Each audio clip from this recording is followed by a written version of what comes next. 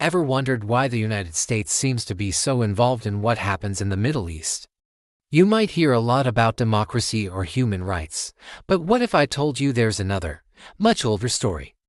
A story that's all about oil. For over a century, access to oil has been a major driver of American foreign policy, shaping decisions from presidents long past to the leaders we see today.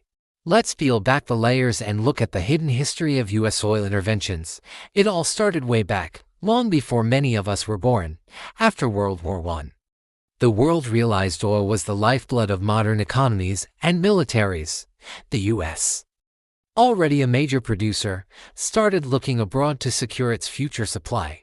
One of the earliest big moves was in the 1930s, when American companies struck black gold in Saudi Arabia. This wasn't just a business deal. It was the beginning of a strategic partnership that would define the region for decades. The U.S. government provided security, and in return, got privileged access to vast oil reserves. This set a precedent. Where American oil interests go, American political and military power often follows. Fast forward to the Cold War, the stakes got even higher. The fear wasn't just about economic stability, but about the Soviet Union gaining influence over the world's oil spigots. This is where things get a bit messy. In 1953, the CIA helped overthrow Iran's democratically elected Prime Minister, Mohammad Mossadegh. His crime? He wanted to nationalize Iran's oil industry, taking control away from foreign companies. The coup installed a pro-American leader, the Shah, ensuring the oil kept flowing to the West. This single event created deep-seated mistrust and had consequences that we are still dealing with today. It showed that the U.S. was willing to go to great lengths, even undermining democracy, to protect its energy interests. This pattern continued throughout the 70s and 80s. The U.S. deepened its military presence in the Persian Gulf. The Carter Doctrine, declared in 1980, made it official policy. The U.S. would use military force if necessary to defend its national interests in the Gulf. This wasn't just talk.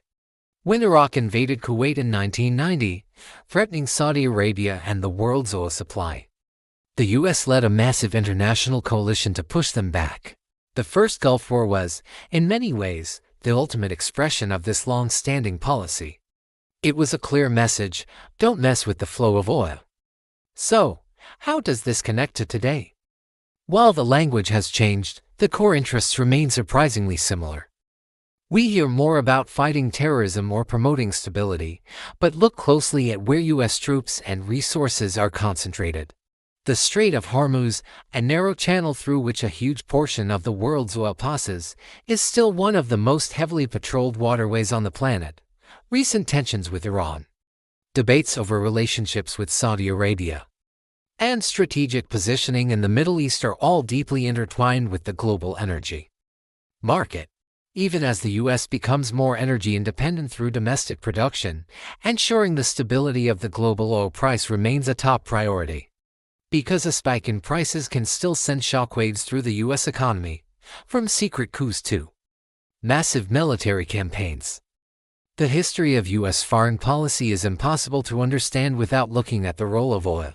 It's a story of strategic alliances, covert operations, and open conflicts that have shaped the world we live in.